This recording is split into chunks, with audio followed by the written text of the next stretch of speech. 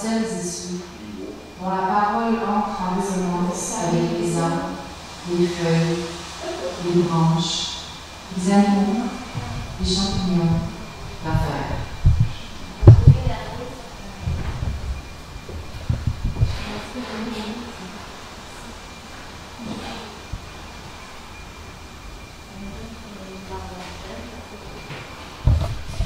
Alors, Véronique, tu nous accueilles pour une nouvelle exposition cette année. Juste avant, j'étais à l'extérieur. Vous avez changé dans le fond, il y a une affiche en avant. Il y a plus de choses un petit peu pour attirer l'attention. C'est bien, ça aussi? Oui, bien à chaque année, on en fait un petit bout. Ouais, c'est ça. On améliore comme on peut d'année en année pour que ce soit accueillant puis que de la visibilité aussi, là, dans le fond. Parce que vos chiffres l'an passé ont été vraiment excellents. Ça monte de plus en plus. Absolument. On est très contents. Oui, l'année passée, Secret Charbonnier, qui est aussi de retour cette année. Ça a été un gros coup de cœur. Là. Les gens sont venus pour ça. Puis ça a été vraiment un succès. On est très, très contents de tous ceux qui sont venus. Puis c'est aussi de retour cette année, Secret Charbonnier, pour ceux qui n'ont pas eu l'occasion de le voir l'année passée. Secret Charbonnier, c'est dans le vrai four à charbon qui a été reconstruit ici en 2016. J'espère que je ne me trompe pas. Et puis à l'intérieur, il y a une projection vidéo sur 180 degrés sur l'histoire et sur la vie et l'œuvre des charbonniers de Portneuf. Donc, l'automne dernier, septembre-octobre, l'exposition qu'il y avait ici, Augustine Plamondon, Luc Plamondon et Joseph Bureau, on l'a déménagé à l'étage. Okay. Ça prend tout le deuxième étage ou presque trois quarts du deuxième étage. Et puis, on a aussi agrandi ici à l'intérieur. Donc, ici, avant, il y avait un mur. Maintenant, il y a Geneviève. Donc, ce qui nous permet aussi une meilleure circulation au rez-de-chaussée, puis ce qui nous permet aussi d'offrir autre chose, de faire une nouvelle expo. Parle-nous de cette nouvelle exposition, Fous de forêt. C'est pas juste imagé, c'est beaucoup l'atmosphère. C'est ce qui est intéressant. Vous avez voulu détonner un petit peu de l'autre de l'an passé. Oui, parce que en fait, Fous de forêt, ce qui nous interpellait, parce que la forêt, c'est un sujet immense, on va le dire. Là. Fait qu'on s'est demandé à la base, OK, on veut parler de la forêt, mais de quelle façon on voudrait en parler? Puis on s'est dit, il y a tellement de passionnés, il y a tellement de gens passionnés de forêt ici à Saint-Raymond, puis même partout, là, dans Portneuf et puis plus large.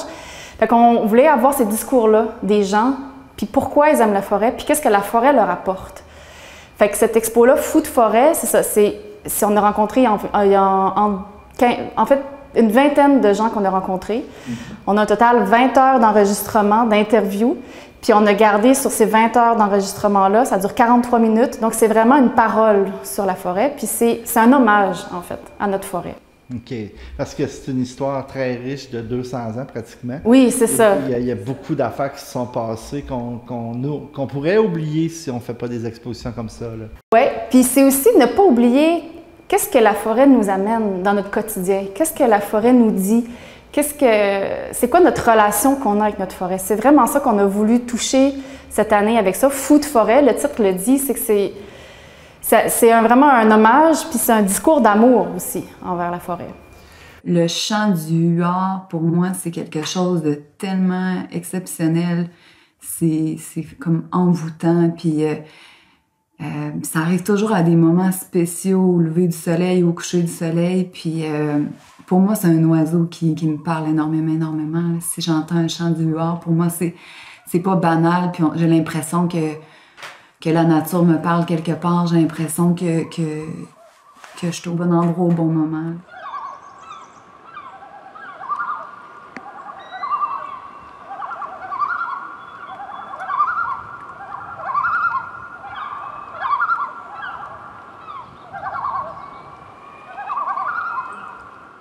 J'ai fait la conception sonore de l'exposition Fous de forêt.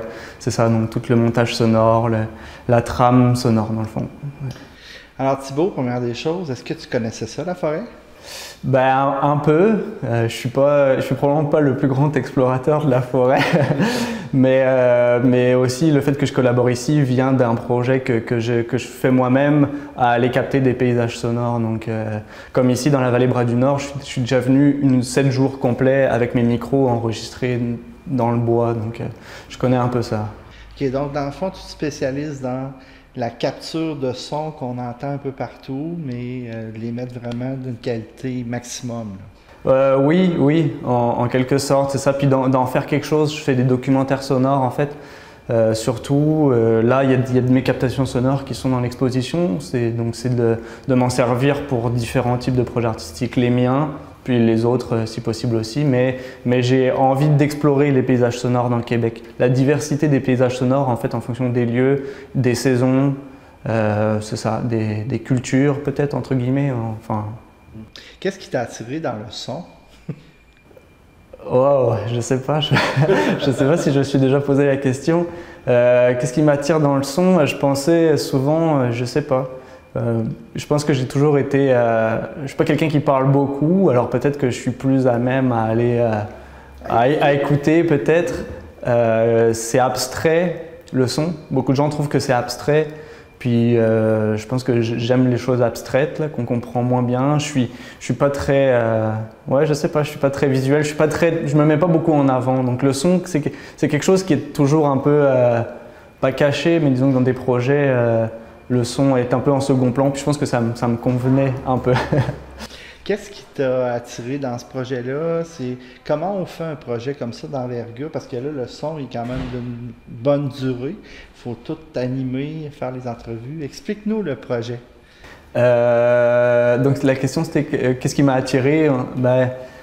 Je sais pas. Oui, je vais savoir. Dans le fond. J'aime les histoires, j'aime ce que les gens peuvent raconter. Je m'intéresse beaucoup à la ruralité, un peu, entre guillemets.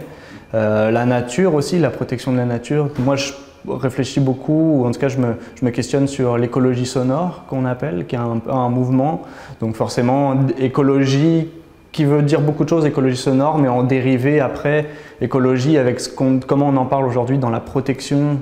S'il y a un découlé de comment faire attention à protéger sa nature, ça peut être par le son. Il y a des études qui existent en fait de scientifiques qui expliquent que le son peut avoir un impact sur la faune et la flore.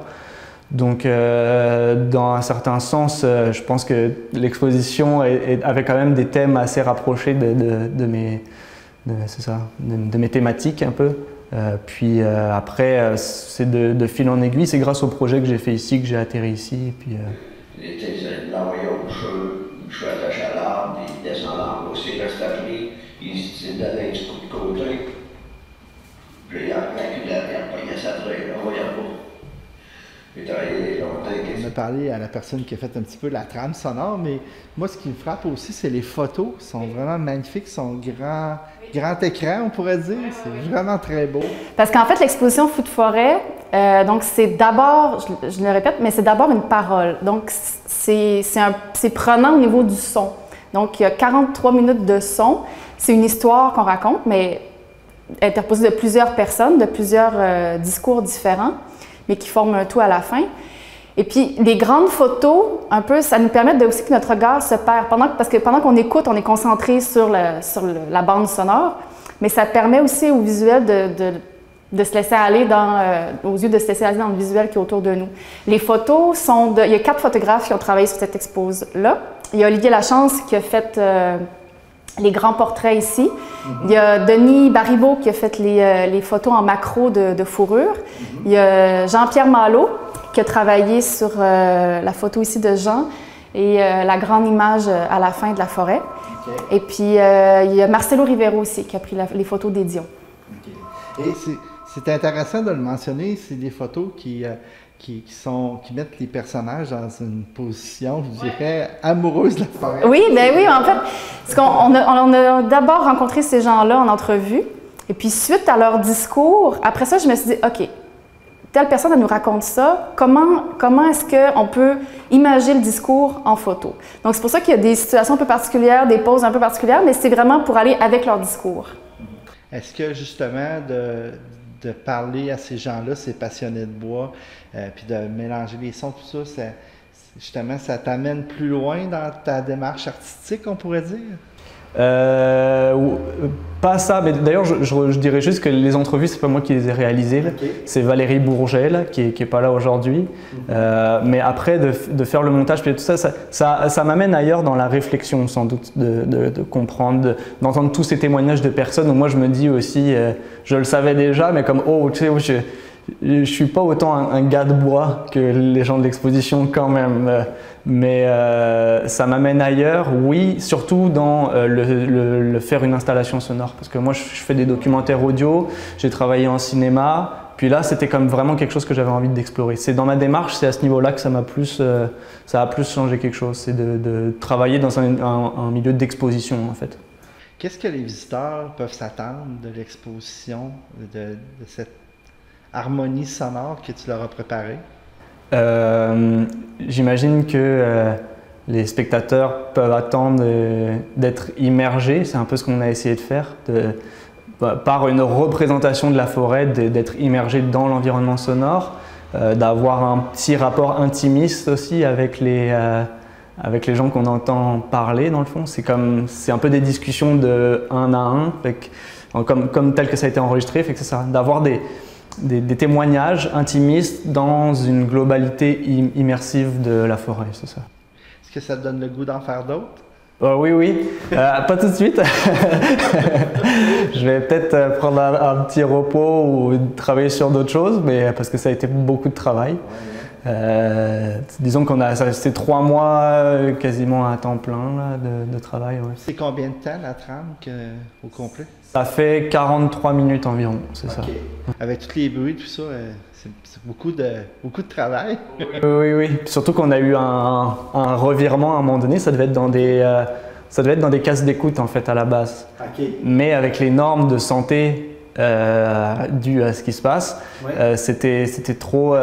même les nettoyer, ça ne fonctionne pas parce que c'est des matières poreuses, enfin je ne sais pas exactement. Ouais. Donc on a opté pour un système, là il y a 12 haut-parleurs, enfin 4 par pièce, plus d'autres haut-parleurs cachés. Fait que c'est environ 20 pistes, 20 haut-parleurs. On a vu en arrière des photos, c'est spécial quand même, ça donne une atmosphère, ça sort de la photo. Ouais. En fait, c'est ça qui m'a attiré aussi, que j'ai aimé, je pense, mais je ne le savais pas que ça allait être comme ça, mais ça a été un peu un laboratoire aussi dans le fond. Okay. Je devrais remercier aussi le centre d'artistes Avatar qui nous ont permis d'avoir un accompagnement pour avoir de l'équipement et tester des choses avant de faire des achats en fait, notamment parce qu'on a utilisé des transducteurs qui en fait sont des haut-parleurs qui rendent la surface comme un haut-parleur. Si vous le mettez sur une fenêtre, c'est la fenêtre qui devient un haut-parleur en fait. Okay. Fait que ça, c'est ça qu'il y a derrière, c'est que la photo devient un haut-parleur. Une exposition comme ça prend combien de monde? C'est sur un an? Là, ben oui, là, c'est un an. Je dirais, là, puis sans exagérer, il y a une 50aine de personnes qui ont gravité autour de cette expo-là. Il y a déjà une 20aine de fous de forêt qu'on a rencontrés. Après ça, c'est le montage son, c'est les graphismes, c'est ceux qui ont travaillé au montage, l'expo carrément. Il y a tellement de choses à penser ici et là. C'est des collaborateurs, c'est des partenaires, mais... Je me suis amusée à les compter là, justement hier, là, puis je fais, hey, il y a toujours bien 50 personnes qui ont touché à quelque chose ou qui ont mis la main à la pâte là, pour cette expo-là. Puis là, ben, on sait, avec toute la situation de la pandémie, ça vous a sûrement, je dirais, mis des contraintes. On a parlé tantôt du son qu'il a fallu mettre un petit peu sur des haut-parleurs. Est-ce qu'il y a eu d'autres contraintes? Est-ce que les gens doivent s'attendre à, je sais pas, réserver?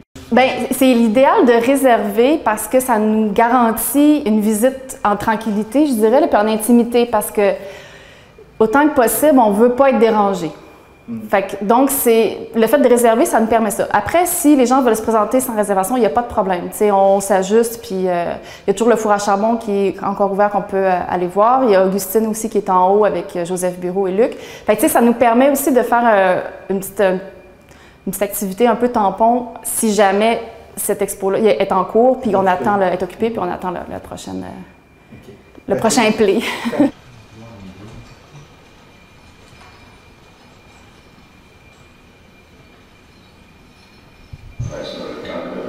On a lâché à ça, mon papa, c'est là qu'on commence avec les chevaux. Mais en haut, c'était ça, le choix est important là-dedans, c'est lui, il faut bien avoir les heures. En fait, venez prendre le temps. Moi, j'ai envie de dire ça. Venez prendre le temps de s'asseoir, d'écouter, puis je l'ai dit, c'est un hommage, c'est un élan d'amour. Puis ce qu'on souhaite aussi à la fin, c'est que les gens aiment encore plus la forêt, puis qu'ils veuillent encore plus en prendre soin et profiter aussi de cette beauté-là.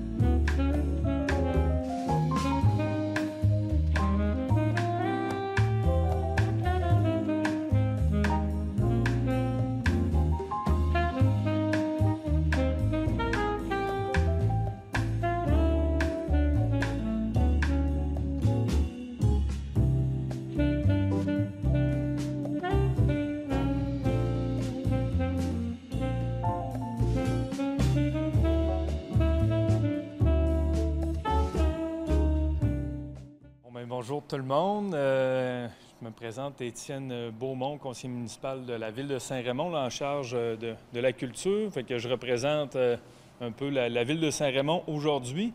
Et Étienne Saint-Pierre, qui est absent aujourd'hui, mais qui est le maître d'œuvre un peu de faire les recherches pour aller chercher les artistes et leur donner une voix, en fait, de faire en sorte que ce lieu-là soit vivant et permette à des artistes de la région et d'ailleurs de pouvoir exposer, là, justement, à chaque mois. On a des artistes, en fait, ça fait tout près plus de 4 ans, en fait, qu'on a cette formule-là, qu'on améliore d'année après année. Alors, la ville de Saint-Raymond est très heureuse, en fait, de permettre à des artistes de venir ici parce que Saint-Raymond s'ouvre à la culture de plus en plus, puis je trouve qu'à chaque fois, c'est un voyage pour les gens de Saint-Raymond. Ce lieu-là est très fréquenté, que ce soit pour des activités socio-culturelles et autres. Alors, de passer dans la verrière, de pouvoir voir des paysages, des photos, de même que des peintures, bien, ça nous rapproche, en fait, de ces médiums-là. Ça nous fait voyager et ça nous permet d'apprécier la beauté. Alors, on a la chance ce mois-ci d'avoir 2 artistes qui utilisent des médiums différents. Madame Dominique Rogers, qui est artiste peintre, en fait, qui nous offre vraiment une pléiade d'œuvres hyper intéressantes, toutes sous le thème de la nature. Alors, vraiment, toutes des inspirations de paysages d'ici et d'ailleurs, je suppose. Et M. Darren Cole, en fait, qui est originaire de l'Ontario, qui est un photographe, artiste-photographe, qui nous montre vraiment un regard très particulier, en fait, des paysages aussi d'ici et d'ailleurs. J'ai vu l'Islande à quelques reprises, l'Ontario, le Québec. Alors, je trouve ça très intéressant qu'on est sur 2 tableaux différents, 2 médiums différents, mais vraiment de très grande qualité. Et je souhaite la bienvenue à M. Cole, qui est nouvellement originaire de Saint-Raymond. Alors, bienvenue à Saint-Raymond. Alors, j'invite vraiment la population à venir voir les œuvres et tout ça. Et puis, on est très heureux de vous avoir parmi nous. Merci à vous.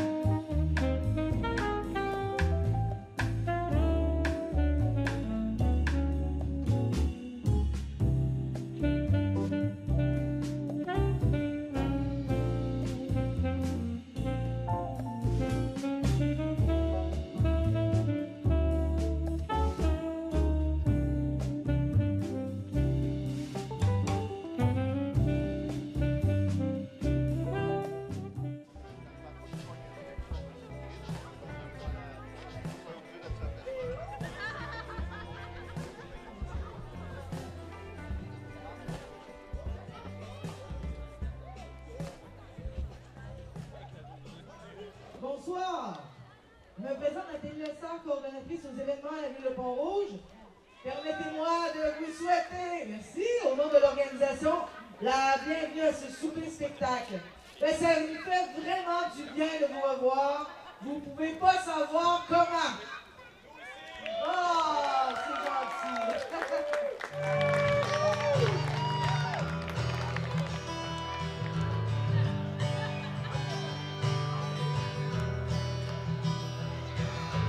Aujourd'hui, le soleil est chaud. Et puis j'attends tous les oiseaux. Oui, en bas de la baie. C'est là ce que je vais me sauver avec moi et Monsieur Banjo. Max sur la rivière, c'est le chemin trouve à l'aise, je te dis pas de blague du tout. Tu me trouveras dans une chaise avec ma caisse de 24 et mon chien sur 4 pattes, je te dis pas de blague du tout. C'est le chemin trouve à l'aise. Et quand je me promène dans mon vin, le cycle mon vin, ton bâtard, je vais me promener quand même.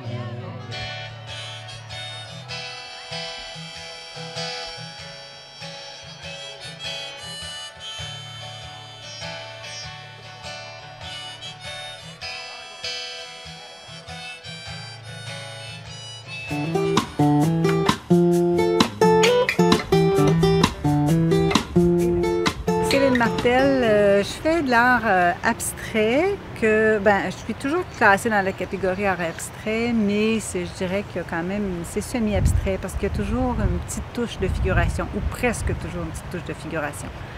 Donc, mais c'est de l'art abstrait. Je suis à Cap-Santé depuis 13 ans. Ouais.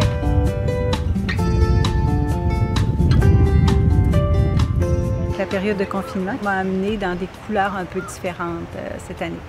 Ah oui? Ça a changé vos couleurs? Ça a changé mes couleurs, oui. Puis ça a changé même un peu le style qui demeure, là. Mais moi, je trouve qu'il y a un changement plus zen encore. Je trouvais que déjà, ce que je faisais était très zen. J'ai l'impression que ça l'est encore plus. Plus zen, c'est-à-dire faut se laisser aller là-dedans. Oui, oui, faire confiance à la vie, puis laisser un peu, on n'a pas de, là où on n'a pas de contrôle, hein, dans le fond, puis d'être capable d'accueillir ce qui arrive là de façon zen.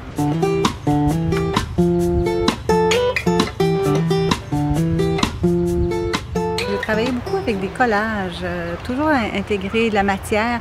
Et puis, ces temps-ci, il y a moins de matière d'intégrer. Il y a un petit peu plus de graphisme à travers aussi, qui amène aussi un mouvement qui est un peu différent, qui est peut-être plus, un petit peu moins cartésien, plus libre, encore plus spontané qu'il l'était. Plus zen. Plus zen!